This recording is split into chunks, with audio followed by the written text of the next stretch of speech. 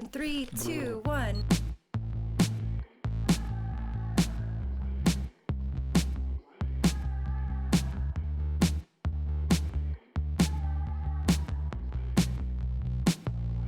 Here we go again. Love, trust, money, power. We got love, we got power. Love, trust, money, power. We got love, we got power. This sounds like love. We have our fun. This sounds like love.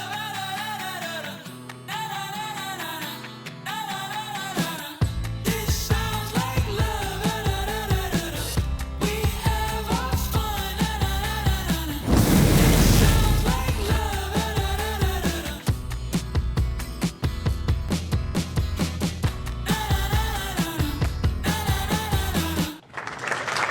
Hi, everyone. Welcome to the TeamTO Studio Focus Come Fly with TeamTO. My name is Tara, and I am moderating the panels today. We have a lot to cover in a very short time, so I'm going to jump right into it. Today, we are joined for our first panel, Marco Balsamo, TeamTO's President and CEO, Sliman. No applause. Just we for me, have please. we have a schedule. Sliman Anis, our director, Ev Sekareli Wong, our other director, and Olivia Plazas, TeamTO's art director. So just to do a very quick recap of the last year, as you guys know, last year we saved TeamTO from bankruptcy. It was almost 300 jobs, 3 ongoing productions, and all without a studio. And in the last year, we came a really long way. We just had our grand opening for our headquarters in Paris, and it's this building in République, so come say hi if you're in town. We delivered all 3 productions on time and on budget. We also got the green light for What's Up Isha, which is our original preschool series, and we were nominated for an Emmy. On top of that, we launched Citrus Studio Software, which is our proprietary animation pipeline software, and we've made this available to all studios around the world. Clearly, with a lot of new stuff going on and new energy and new directions, our team decided that, over 20 years old logo needs to be refreshed. And we leaned into the toe in TeamTO, which actually means flying fish in Japanese. And I'm going to butcher this, but it's like tobio, something like that. So, but on top of all of these updates, you guys know we've been a CG studio for 21 years, and we've expanded into 2D. And to create a new label for the 2D, we decided to call it Team Toko, which is this. Our anime-inspired division. And today we're going to present several different projects that are specific to this 2D anime-inspired projects. The last update, last week we announced the TeamTO Creator Lab. And the Creator Lab is basically TeamTO's initiative to support exceptional talent and creators and give them a platform to be able to create their own projects, bring it to life, help with pitching, helping with mentorship, helping with story development, pilot script writing. And it's a 6-month program, and we also could provide a dedicated office space in our Paris or Valence office. And our first participant is an animator. You've probably seen her work. Her name is Hafsa, and she's going to spend the next 6 months with us in Paris, and she's actually here today. She'll join for the second part of the panel. There's a video I'm going to play. It's going to first be some of Hafsa's work. If you haven't seen it, you'll see it now. And then we have 2 Team Toko originals that we launched just this year. They're teasers, which are early in development, but you'll get a taste for what's going on.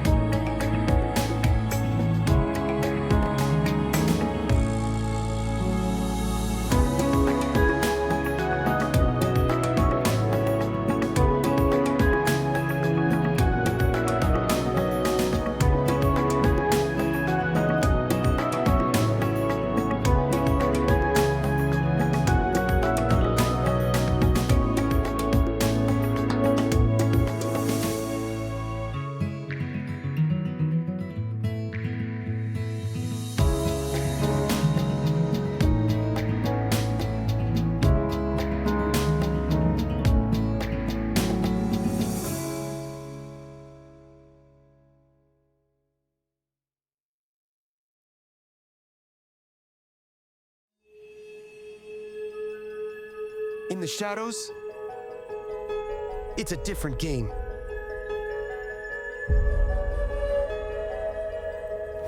It's a game of power. And only the strong control it.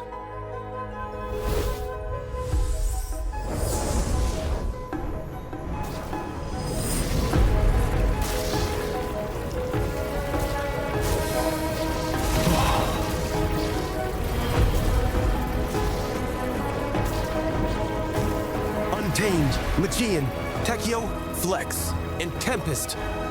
5 orbs. But one goal. Vamos, Santi!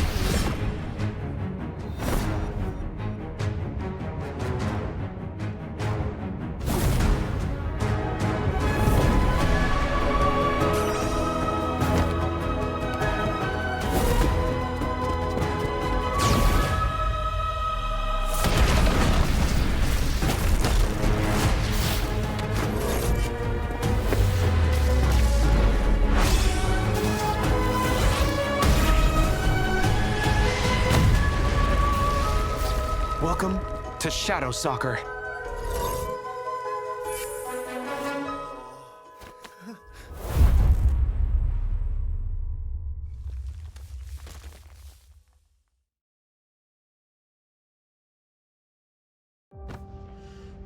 Welcome to the Sky Kestrel, ladies, gentlemen, and amphibians. Please remember to keep your hands and feet in the aircraft throughout the entire duration of the trip. Please don't let me die, please don't let me die, please don't let me die, please don't let me die. Keep your seatbelts fastened at all times. In the off chance of an emergency landing, please feel free to scream at the top of your lungs. Please don't let me die, please don't let me die, please don't let me die, please don't let me die, please don't let me die.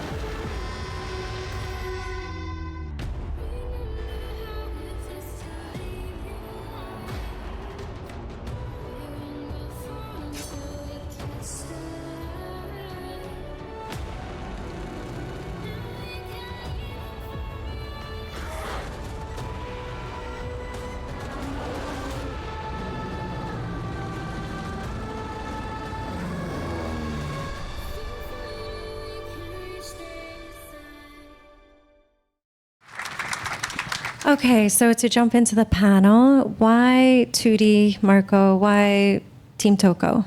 Hi, everyone. So I basically, like a lot of us, grew up watching anime and 2D, and this is one of the reasons why we do what we do. And I actually started my career in Indonesia in 2D animation. And it was just ironic that we acquired a CG studio. Like, damn. But it was really interesting because the team were clamoring for 2D as well, and I remember we were having conversations with Olivier, and he was like, let's do 2D, let's do anime. And that that expansion for what we can do really was organic. And we were really lucky to basically work with the top animation talent in France, like Rudy Parfat and Nathan Antonio, so shout out to you guys. And it's something that we just really want to do, and we want to explore more mature worlds, more nuanced characters. And selfishly, like the inner child in me really wanted to do this. So as all of us, so yeah. And we spent a month this last year in Japan. What influence did that give? Yeah, we spent a month in Japan, and one thing that we were really kind of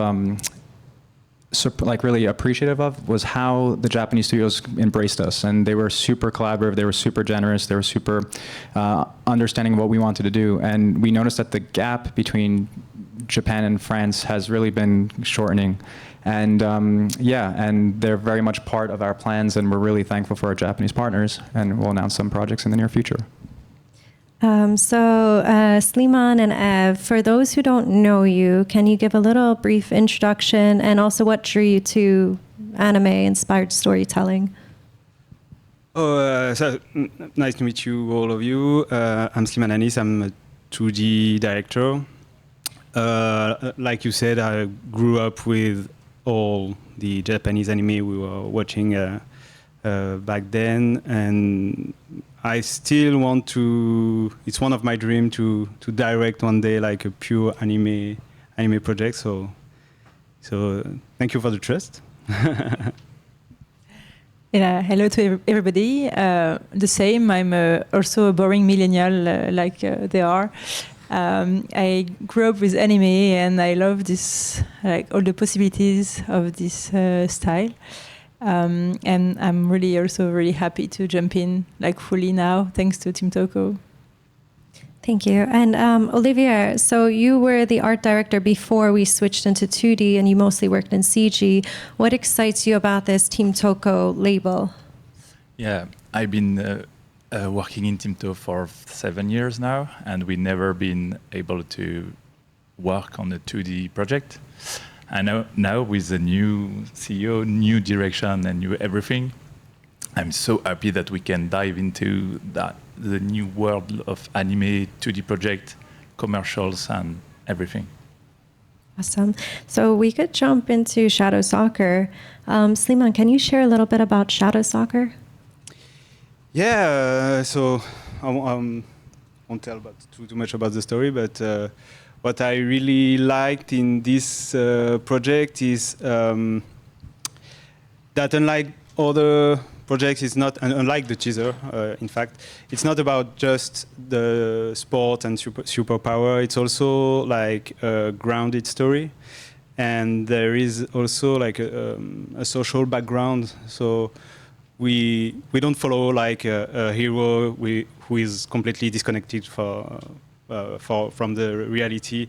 We follow Santi in his everyday life, how he's living with her mother, his pain, his joy, and how he will become a hero at the end. So yeah, it's something I really liked on the project. Yeah. Yeah, and Marco, do you want to add to that and also talk a little bit about the themes and how it could relate to the audiences? Yeah, so Shadow Soccer, in a nutshell, is about this soccer player who he can't make it in the normal system, and he finds his own way. And it's kind of similar to anything that you do. We're an incredibly unorthodox studio, and just in terms of animators, as if for athletes or any animators or any young person who want to kind of live out their dreams, we're in a time now where it's okay to go against the grain. The system is changing almost on a daily basis, and Shadow Soccer kind of is reminiscent of that, where you kind of forge your own path and kind of creating your own way, even though it's not the most traditional way, so to speak. So yeah, in a nutshell. And Slimane, you kind of touched, I mean, there's a lot of soccer IPs out there, but what's unique about Shadow Soccer? Talking about the designs, the fact that I was trying, in fact, to remember how was the clothes we were wearing in the 90s, you know, this kind of weird but iconic tracksuit. We have like this kind of sleeveless sportswear, and I try to keep the character feeling like real and grounded. So I hope that the character design is unique. The first shot was the good one when I was character design. I remember when we were talking that, yeah, this is Santi, and Immediately. Yeah, Like it was like, this is it. Yeah. One take.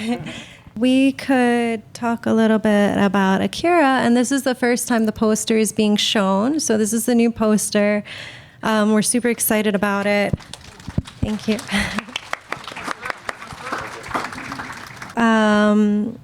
Ev, can you share a little bit about Akira's flying wheelchair? Yes. Yeah, as you see, the art direction is changing from the teaser. So we are in development, and it's great. So Akira's flying wheelchair tells the story about Akira, this young boy of 13 years old, who used to be a professional athlete and now is had an accident and cannot walk anymore.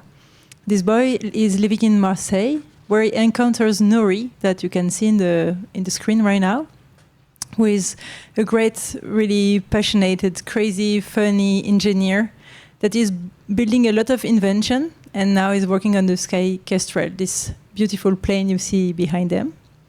Together they finish it, and one day they take off, but a storm rises and they crashes into a mysterious forest full of super mysterious spirits.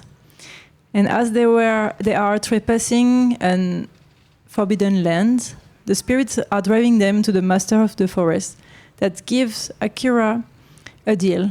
If he wants, he can stay. Where here it will be no pain, no loss, no shame, and if he wants, he can walk. So yeah, that's a bit the story of Akira's Flying Wheelchair. And what was your personal connection to the story? Why did you want to join this project? Yes, the story is really, for me, is about how to find yourself back when life has taken everything from you. And I really think it's kind of an identity quest, but in a different way of usual identity quest where you find who, like a regular. I mean, this guy knew who he was and what he wanted to do, but he can't do it anymore. So he has to find a new meaning and new will to live. I like this theme. Thank you. Marco, you actually wrote Akira's Flying Wheelchair 15 years ago. That's a long time. And now we're finally getting to see it happen. What can you tell the audience in terms of patience, like not losing that spark, that inspiration to make this happen now after such a long time? I think if you're really passionate about something and you have the steadfast determination to get it done no matter what it takes, like buying a studio? No, I'm kidding. But what it takes, but also just the patience of waiting, because really everything's about timing. And another really important thing for me, since I was so close to this project, was actually how to remove myself from it. And stepping away and working with Ev and Olivier and Fanny, hi Fanny, was kind of the most, I think that was actually the best decision I made, because when you have a set of fresh eyes, it really elevates the project. So it's really learning to let go and trusting the team into making the story the best possible story, because it's not my story anymore. Now it's ours. I like that. Okay. Olivier, there's a huge visual blend here because there's the fantastical elements and then there's the grounded elements. How did you approach the visual identity? It was quite simple. We just take the character as they were think like years ago, and we just modernize it in terms of designs, shapes, in order to be also close to some Japanese anime-inspired feeling, and that's it. Okay. So No, that's very straightforward. When Olivier said that's it. No more questions. Okay. Olivier and Ev, if you had any advice to give the audience, what would you want them to walk away with? I think, first of all, you should buy your own studio. No, sorry. Money solves problems. No. For me, I think my advice would be read a lot, see a lot of movies, but most of all, just live your life, travel, meet people, discuss, eat good food. I think that's define your own vision of life, and that's what people are looking for, a vision. everything was said. Just keep moving forward. And you can buy a studio if you want also. And that's it. And that's it. And next steps for Akira's Flying Wheelchair? So next steps, we are storyboarding in September. We're also refining the script, and we are, once storyboards are complete, we're looking to lock in distribution. Okay. So we have one other TeamTO original to share, and this just got accepted into Cartoon Forum that we're presenting in September, and we're super excited to show Sliman's original project, Jasmine.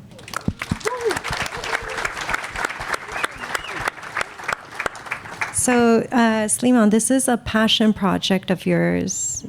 What was the inspiration? Yeah, the main inspiration for this project, I would say that there were like two main themes.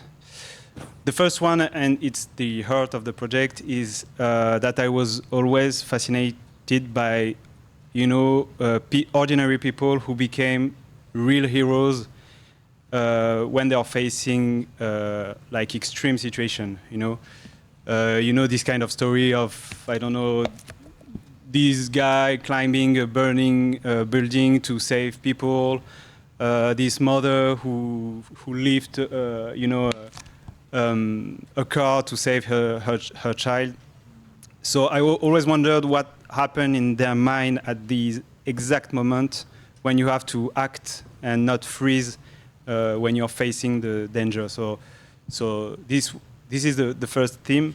The second one is I'm father of two daughters, so Jasmine and Irene, and I always wondered if I wouldn't be there anymore some days, what kind of value I will pass onto them, what part of me will stay with them if I wouldn't be here anymore.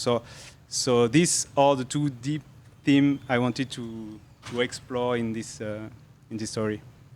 Okay. I know you can't share too much because we're doing the presentation at Cartoon Forum, but is there anything you can share with the audience? Yeah, so we will follow Jasmine in this kind of medieval fantasy world. At the beginning of the story, she's been there for 3 years, and the only thing she remembers is falling down from the sky and being saved by this giant robot. She's the only human in this world, and there is only one robot in this world. And this robot will follow her and protect her all along her adventures.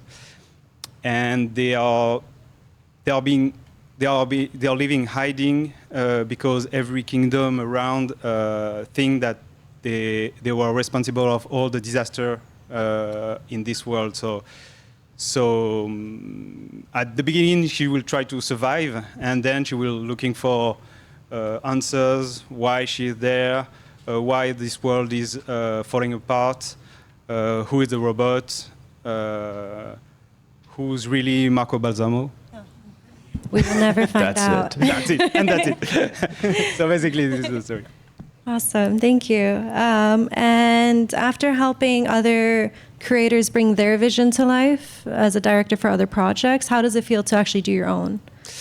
Yeah, for people who know me a bit of my work, I've created a project like many years ago called Baidir, and it unfortunately didn't happen. And it's still one of my dreams to be able to direct and telling my own story, and I hope that will be the case with Jasmine. So yeah. We're super excited. Thank you. Thank you. So, okay. I think that we have very quick time. Just any advice that, well, you guys gave advice. Slimon, do you have any advice for the Any audience? advice? Yeah, I would say never give up. I never gave up. Like I was talking about Baidir. Baidir drew the character back in 2005. So, and I still have I still want to tell this story because at some point it will be so sad to not tell this kind of story. So, yeah. Maybe you'll do with TeamTO. We'll see. Yeah, let's go. Just in terms of advice, one quick thing I wanted to bring up is we had a conversation yesterday with an executive, and we were talking about the Creator Lab, and he said one thing that you need to teach or give advice to people who want to be in this industry, especially younger people. If you know how to animate, that's amazing. But if you don't know the business side of it, if you're not confident in how you speak to people, going up to people, asking questions, even if they're dumb, there's never dumb questions. But that's something that a lot of animators don't really, like, it's kind of rare to find them. And a lot of times, one of the reasons why we ended up working with Slimon and Ev is because they were confident and they knew their value. And I think that's just one thing that I just wanted to share. They were good people, because we don't like working with assholes. Okay. We're going to censor that out. So, okay. That's it. We got it. Okay, that's it. Basta. Okay. So, we gotta go. So, one of the things outside of working with original creators that we always wanted to do at TeamTO was we wanted to work with a globally recognized brand, something that we could do justice by bringing its story to life. And we got a chance, a really unique opportunity that we're really excited about, and you guys are going to be the first to see it, with the legendary, one of the biggest game franchises. So please take a look.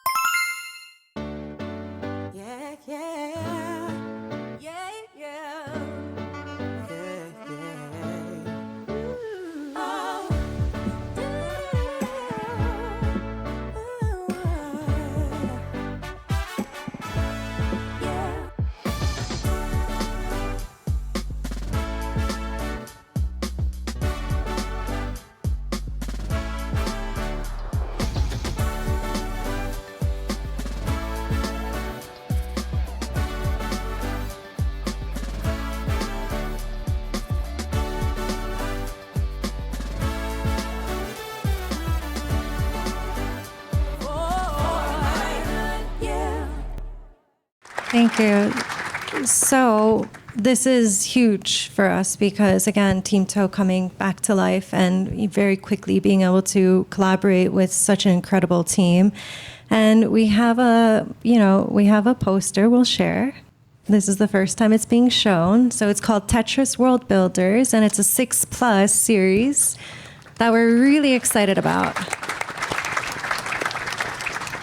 To share a little bit more about this, we have a little surprise guest. Please welcome the CEO and president of Tetris company, Maya Rogers.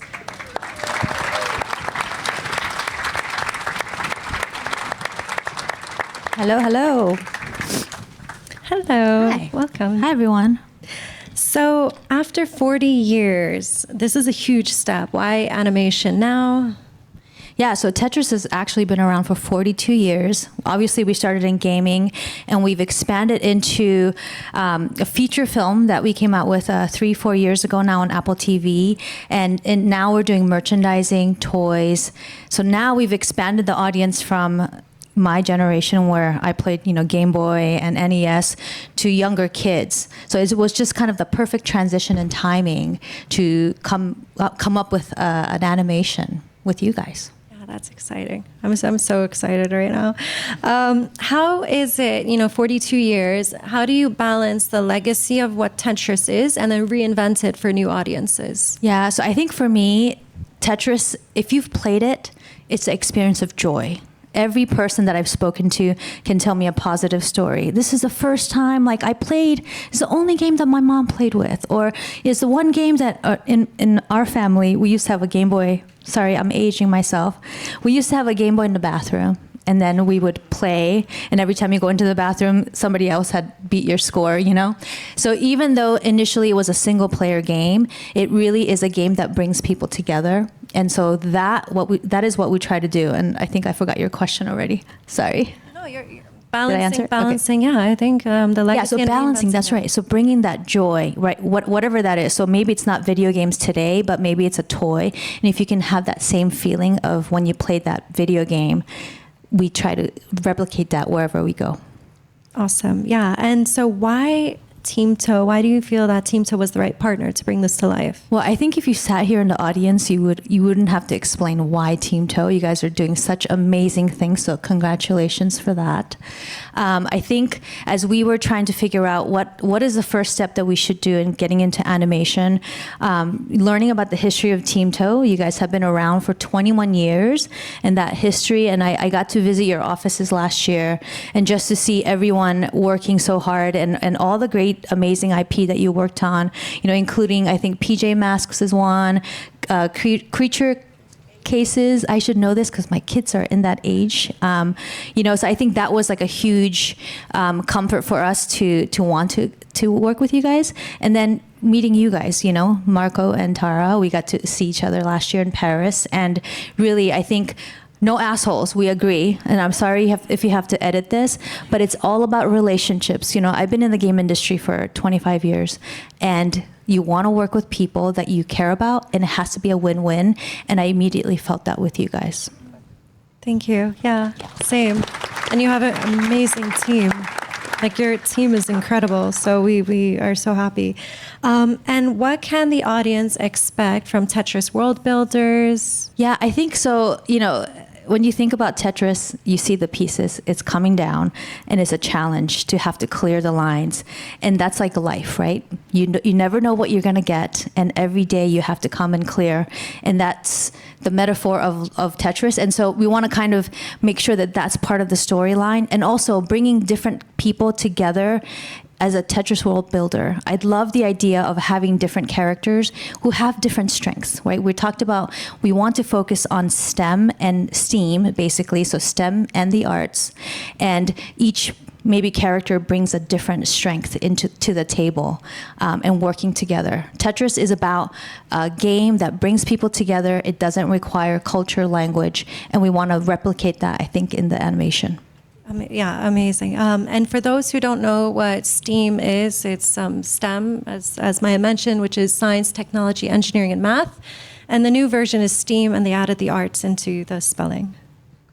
So, as both CEO and mother, what kind of stories do you hope that children of today's generation could grow up with? Yeah, I think as a mom, I want my kids to grow up exactly who they are as a person.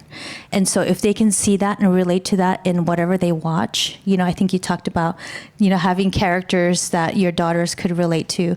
It's really, I think, coming back to yourself. Who are you as a person? And are you comfortable? Of course you should be, because there's nobody else like you. So that's the message that I want my kids to grow up knowing. And maybe my daughter has it already because she's a little bit too confident, like her mom. All good traits.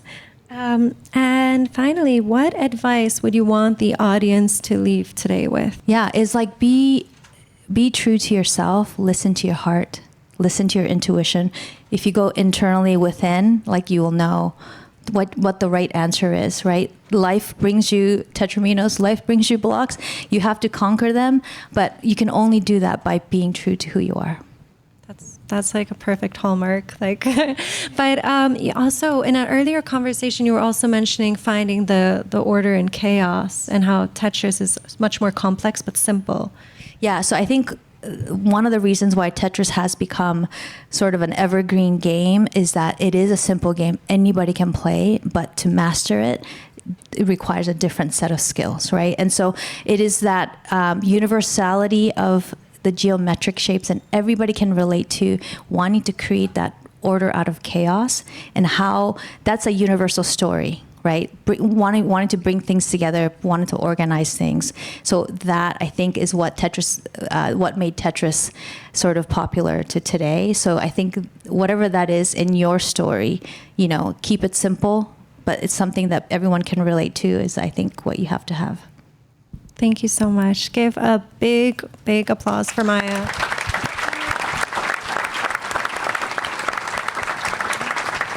So we have to start our part 2, and please give another applause for Eve and Olivier. Thank you guys so much.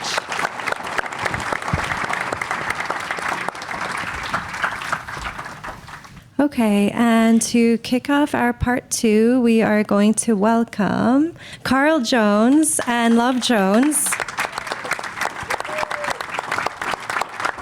co-founders of Martian Blueberry. And please welcome Hafsa.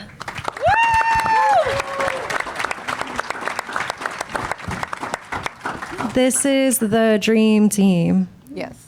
And I'm so psyched. But we're going to show you guys for the first time the thing that we've been working on. So please enjoy. What you are in your inmost being escapes your examination in rather the same way that you can't look directly into your own eyes without using a mirror. You can't bite your own teeth.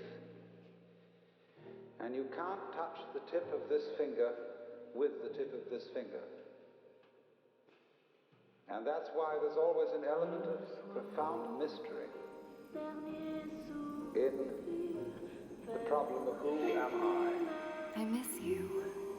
What do you feel? You gonna leave me hanging like that? When you say the word I, it's so elusive. I know you feel it too. Because what you are, Right? your inmost being, escapes your examination. Come here, Junie. And that's why there's always an element of profound mystery. Let's just vibe here. Together. JJ and Flytrap. Hey, bruh, that was a yellow light. It means speed up. And please turn this philosophical podcast shit off. It's depressing.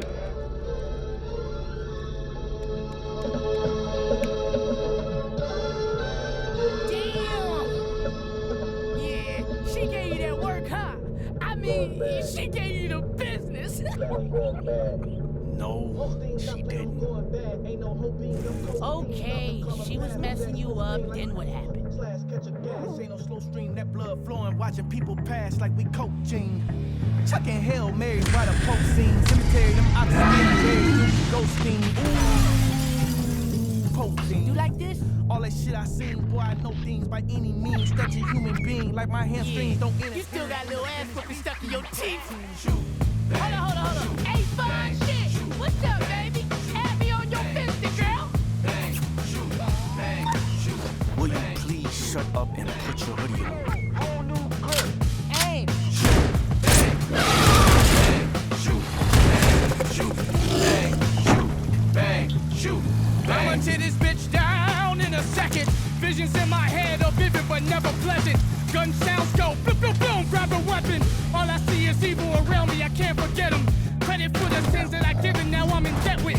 guilty for the crimes I committed. I need a reverend, good Lord, I'm saving my soul. Either be killed or a killer, I'm playing my role. This how the story unfolds. Shoot back. Shoot, bang, shoot, bang, shoot, bang, shoot, bang, shoot, bang, shoot, bang, shoot, bang, shoot. Man, what the JJ?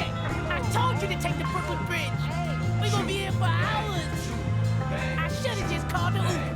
Shoot, bang, shoot, bang, shoot, bang.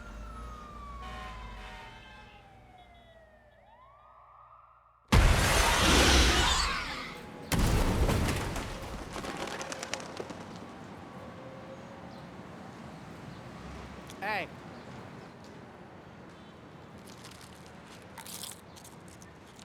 You need some help. Just shut up, Kappa.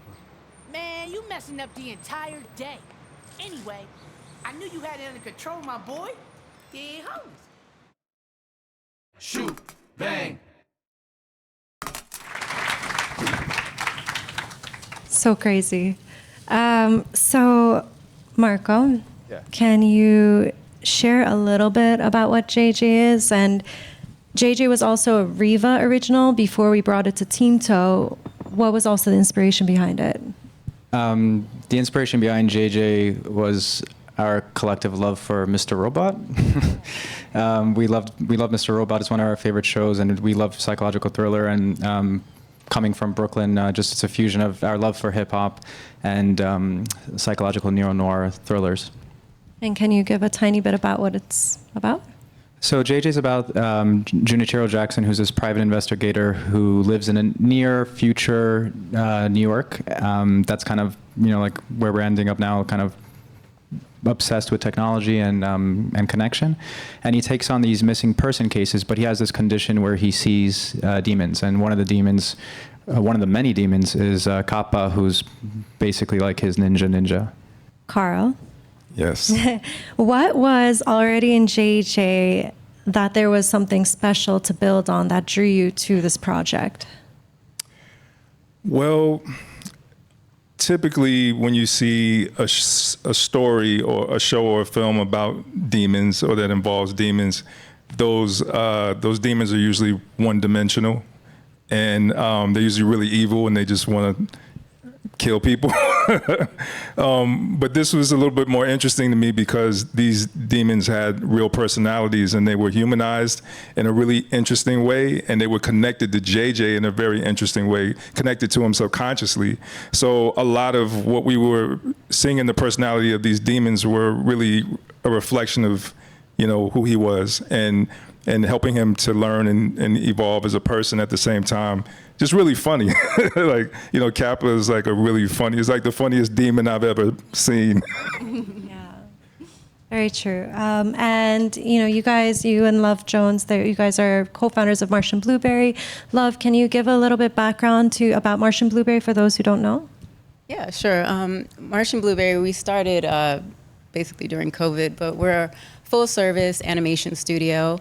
And we have had a lot of success working with Meg Thee Stallion. We did one of her videos, MLB, Walmart, and I'm happy to say we've won awards for all of that for a new studio.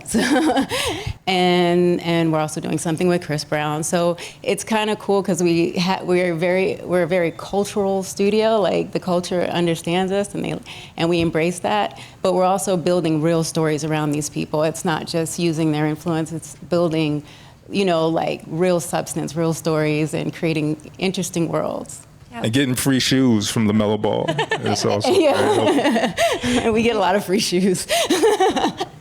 And so how has it been partnering with TeamTO? Why TeamTO? I mean, it's this kind of similar question that I asked Maya, because you guys are doing so much and we're just, in France. Well, not to sound like a broken record, but honestly, it's about partnering with really good people. At this point, we don't want to. We've had a lot of situations we had to walk away from because it's like we're just not aligned. So when you meet good people and that have genuine, love for the creative, it was just a natural fit. Immediately when we met you guys, Lenora, it was just like immediately it was just we were just in sync, and it was really cool. It just felt natural, you know. And coming off the Boondocks and Black Dynamite and working with Adult Swim for so long, doing a lot of really inappropriate, probably, socially irresponsible shit. It was real refreshing, meeting with Tara and Marco and seeing that they wanted to push boundaries and tell stories that were sometimes, polarizing or, just wasn't, necessarily the traditional stories that you typically would see told. And they were interested in experimenting and just taking some big swings, and you don't see a lot of that these days. So I was really excited about the possibilities of what JJ can be and all the other projects that we can work on in the future. So yeah, I'm just very grateful that that Marco slid in my DMs. Pause. Thank you. Yeah, we feel okay. Sorry, just for in terms of 5 years ago, I sent Carl a message on DMs, and he was so kind to actually respond. And this is before Riva Studios, so just to go, like, you never know if you just ask what can happen. And it's seriously, and we really appreciate you guys for being so kind as well. And at the end of the day, that's what it's all about.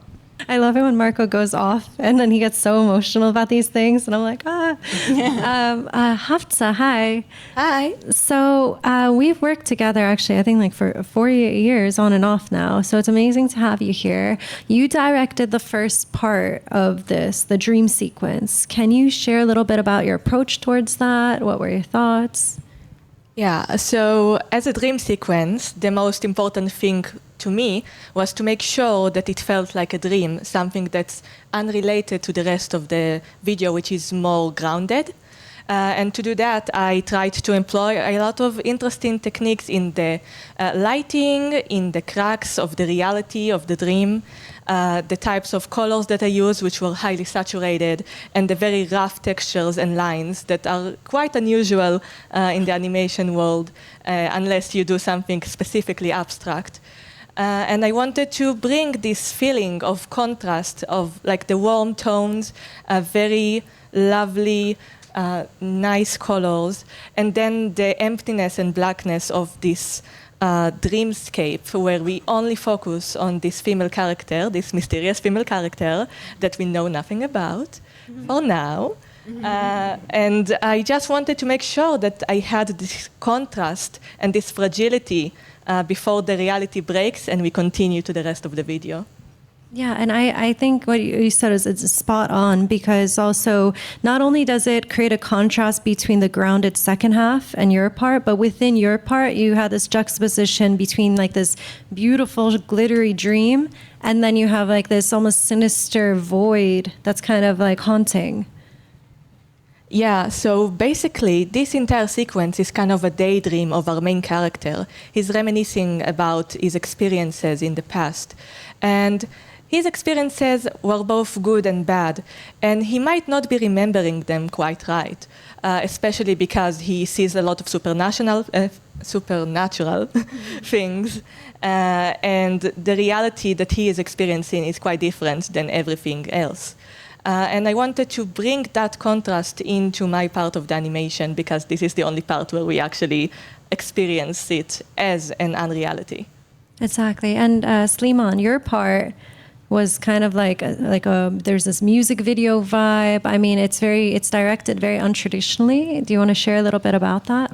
Yeah, I thought it was like a good idea to have this kind of cut and edit where we go back and forth in between these two scenes in the car with Kappa asking what happened before in the day, and JJ's fight with the monster. So this kind of edit bring like a bit of more like cinematographic vibes, and yeah, I thought it was more interesting, more than like linear storytelling, you know. And given that you've directed so many different projects, you did several commercials, specifically on this creatively, was there something new that you got to experience? Yeah, I would say so. I did the character design, and I was not used to draw this kind of realistic character. So it was a bit challenging for me. I think that we did like 15 versions of JJ. Who for me it was more difficult to draw, more than like Kappa and the monster. When you can draw one tooth, you can draw 55 teeth. So yeah, it was. I mean, the character design was very difficult, but it then looks good now. Yeah. So, Marco, what is up with the Alan Watts in the beginning? JJ's it is a psychological thriller, so there's a lot of Alan Watts is basically what's going on in JJ's mind. He actually listens to Alan Watts to kind of calm down and detach. And in JJ, he's very analog, so he listens with Walkman. He doesn't have a phone, and it's just him trying to connect and trying to be a little bit deeper. Plus, it sounds cool. Hafta, you are also very well known for being able to do a full vertical in the animation pipeline, just yourself, like a one-stop shop. What would you give as an advice to any animators or students here if they wanted to learn how to become more like that? Yeah, okay, so as Tara said, most of the work that I do entirely by myself from start to finish, including development, storyboarding, all the way to the final comp. All of the reels that you've seen here, I've done entirely by myself. And the way that I did that, and the advice that I can give anyone who aspires to do that, is to know your own limits and to know your own strengths, but also know that you can improve them. And the way that you can improve them is by not trying to be perfect on every aspect right at the beginning. What I did, and what I think works really well, is that whenever you set up to make a project or an animation, you try to focus on one part of the production that interests you and that you want to practice, and treat the entire thing as a practice exercise, where you find the idea that supports this specific part that you want, be it like a part of comp, a kind of movement that you want, a kind of character design or background design, and then make the entire idea support that. So you probably saw I draw in a lot of different styles and use a lot of different art direction. Each one of them was a specific thing that I tried to make the focus of the animation. And then that part had to be as close to my vision as I wanted it to be. But the rest of the animation, I just needed to support it. It didn't have to be perfect. And so it reduces a lot of the pressure of making a final product, a perfect product, which I know a lot of artists struggle with because everyone wants all of their work to be really good, right? But when you do it part by part, before you know it, you can actually raise your entire level until you can create something that's really good every time. Such a great answer. Best advice. Yeah, seriously. So, Marco and Carl, JJ seems like it's going to be very hip-hop influenced, a lot of musical elements. What does hip-hop bring to the storytelling to a series like this? I mean, for me, hip-hop has always been, I don't know, the voice of the people, you know, or at least the voice of the voiceless, which was always, I think, why it became such a global phenomenon, because even if you didn't understand the lyrics in other countries, if it was like hip hop coming out of New York, even if you didn't understand the lyrics, you resonated with the energy and you resonated with the tone and the vibe and just the overall message, because like Wu-Tang was damn near rapping in hieroglyphics. I didn't know what they was talking about. It was like maybe only their block knew, but it still resonated with people. And I think we have the same opportunity to do music that basically synthesizes where the culture is right now and speaks to people directly in a way that makes them feel like they're not alone, you know what I mean? And I think, I don't know, hip hop was always that for me, and I think it still is that today. Everything that Carl said. And in terms of, so in what you just saw, the music's original for JJ, and it was performed by Coast Contra, who are really good friends of ours. And Kappa is voiced by Eric Jamal, and JJ is voiced by Raz Austin, also one half of Coast Contra. And hip hop and anime are actually quite synonymous. There's there's something organic about it, and it just fits.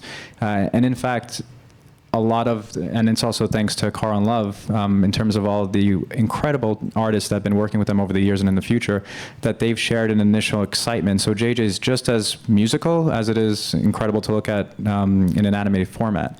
So yeah. And there's going to be some jazz, I believe. A lot of jazz. So it should be a really interesting combination. Yeah, and it's going to be an ensemble of really top-tier musicians. Very cool. Love.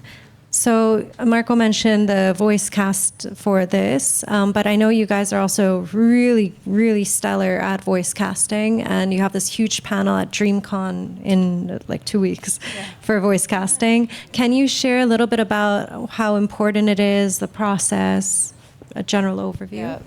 I mean, voice acting and voice casting is like very, very important, because for animation, we fall in love with the characters first. But it's the actors that truly bring the character to life, where you get to understand who they are, the humor, the everything that they bring to the character. And a lot of times the right actor can bring more than you even expected. So, it's really important to cast it correctly, not just think anybody can fill the slot. You really have to pay attention to who you cast, because the right person can make that character just iconic, Like Carl has made his characters iconic, so, Carl, do you have anything to? No, I mean, magnificent. No, but just to piggyback off what she's saying, like we've always casted people that do bring something to the character and not just understands the character, like. You know what I mean? And then it helps because you can start writing to the actor's strengths. So we are holding a voiceover talent search, kind of like American Idol, but for voiceover actors. So, we have Cree Summer and Phil Lamar and Carl are judges. So it's a pretty big deal. It's going to be very interesting. Well, yeah, and it is to give people an opportunity to make their way into this industry, because it can be kind of a closed industry, very hard to get into, as you all probably know. Like once you get in it, you stay in it, so it doesn't leave a lot of room for some up and coming actors. So we wanted to create some opportunities for some new, fresh talent. Yeah. And so you mentioned before you worked on Boondocks and Black Dynamite, and there's probably a lot of projects you worked on that didn't work out, but what is it that differentiates projects that get greenlit or picked up versus ones that just stay in development hell? Oh wow, that's a good question. I don't know. I think the most important thing to me, I think the most successful projects come from creatives sticking to their guns and truly believing in the stories that they want to tell, because you can start overthinking stuff so much where you're like, is this marketable? Is the studio going to like this? Are the people going to fuck with it? I'm sorry. Are people, you know what I mean? Like you can get so caught up in thinking about those things that I believe it starts to affect the overall product. And after a while, it could feel all over the place. Like even a network or a studio can take you down a road of notes, right? And you start trying to answer or solve all of these problems, and before you know it, they'll even look back at it and say something feels off, right? And it's because it started to move further away from the actual voice of the writer and the artist and what you initially wanted to say from the beginning. So I would just say I think the most successful projects come from those that are willing to fight back and stand by their work. That's super strong.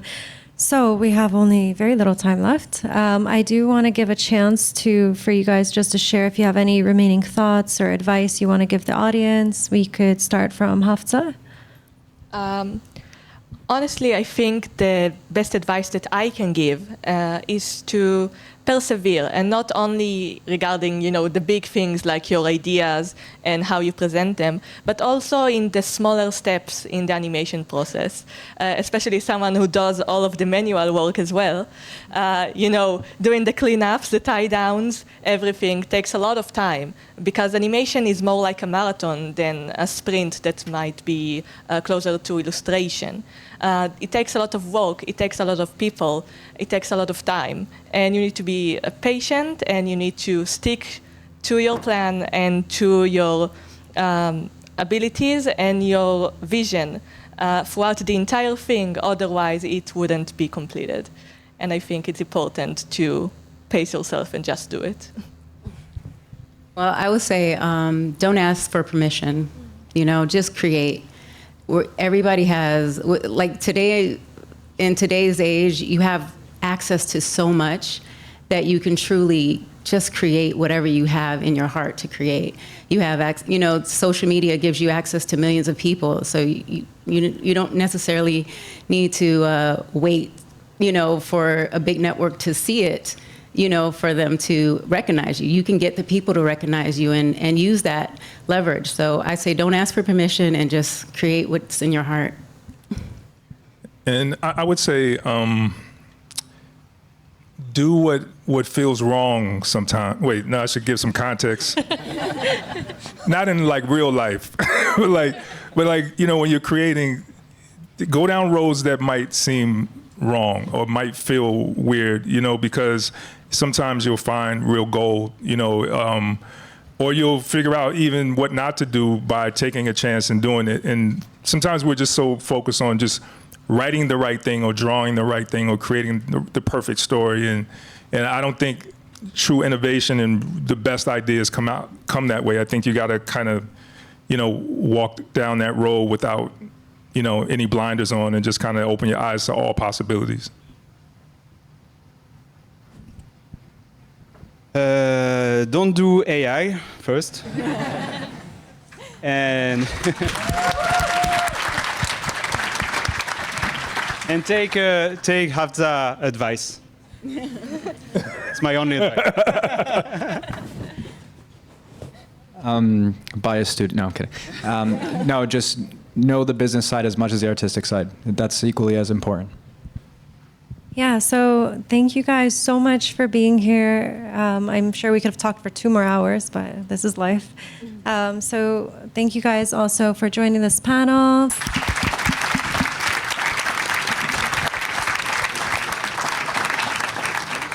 And also a quick shout out to Lenora for 50 years of animation. Woo! So Lenora is celebrating her 50th year in animation, so thank you. 50 years, and she's only 20. Thank you, everyone. Thank you.